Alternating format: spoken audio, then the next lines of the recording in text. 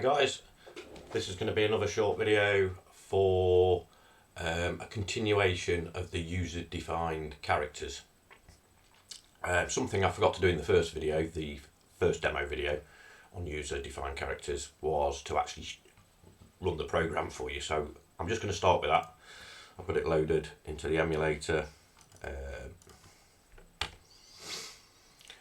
So as you can see, every time it changes colour, it scrolls down a character.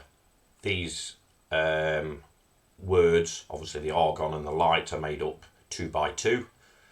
So each letter is 4 characters.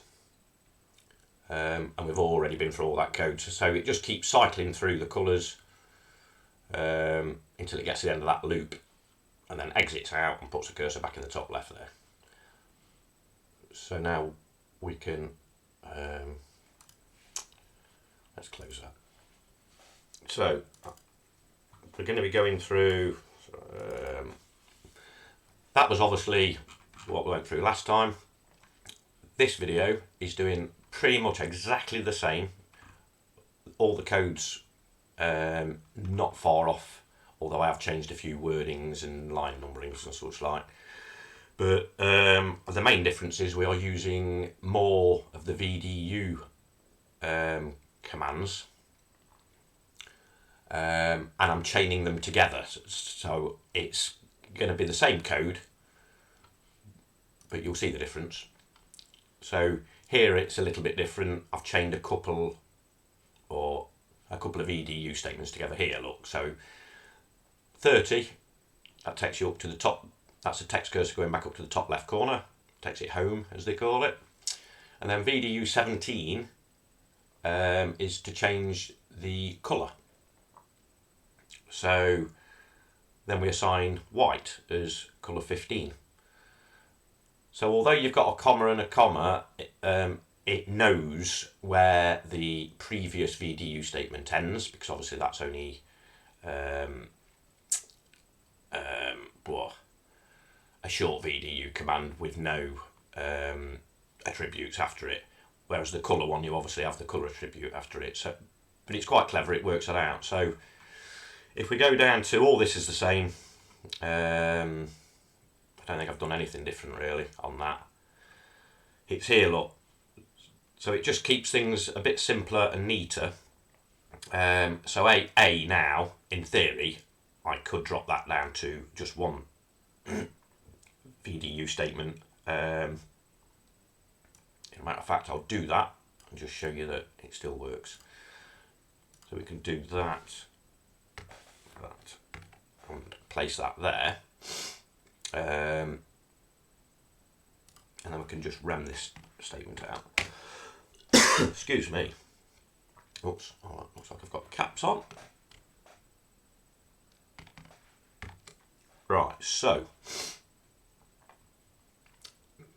I've got the A basically, look, in one long VDU statement. And how this works is you just put one after the other, separated by a comma. So the first VDU statement would be VDU 23, which is defining a character. We're defining 201, same as the other code. And then the next 8 bits are the bits of the actual character itself, like I showed you. So we've got that same code, 00001177. So that's the end of the first VDU statement. And then we can go VDU 23 again, and character 202. And exactly the same, all the way through. So there's 203, and there's character 204. Obviously you still need to prefix it with the VDU statement code. So that's how you chain VDU statements together. But it essentially does exactly the same thing as all this lot. It's exactly the same. 23, VDU 23, 201, 1177. And then you go on to the 2 lot, and if you read this, it's like 30, 30, 126, and it's exactly the same. 202, 30, 30, 126, blah, blah, blah. And that's it really. That's the only difference I wanted to show you on this one. We do go down to here, and you're doing exactly the same. So if we go down to where we load them, here. If you see, we're print tabbing and then giving it the coordinates, and then we're giving it the char. On this version, we're doing a VDU31, which is the same as the print tab version code, but it keeps it simple and it's not very readable. But as long as it's your code and you're doing it for yourself, then I think this is the way to go to keep your code short and neat and together. But yeah, it's exactly the same principle. So we're doing a VDU31, which is a print tab, and giving it the coordinates. Then we're going into a VDU27, which is to actually display a character. So we're going to display character 201. Then we're going to display another character with another VDU27 of 202. Then we're going to have to, obviously, that's the top two characters for the A. And then we're going to have to do the bottom two. So we do that by, where are we? Another print statement, VDU31, and it's just chained together, look, so that just repeats itself. And doing that, you can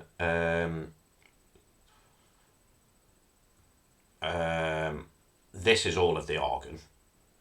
I've separated it into two lines, and this is all of the light. I've separated that into two lines.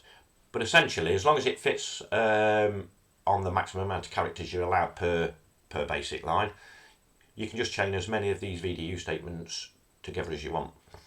And yeah, that's it. There's no more to say on this one. It just works exactly the same. I think I might have done the HUD different as well with the VDUs. Let's have a look.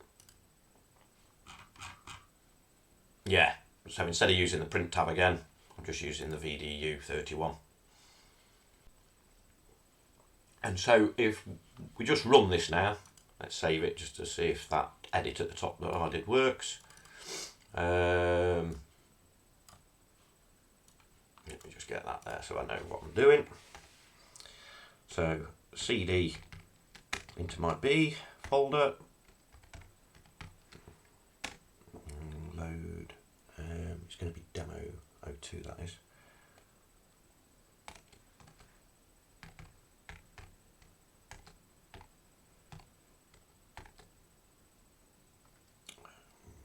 User defined characters 2.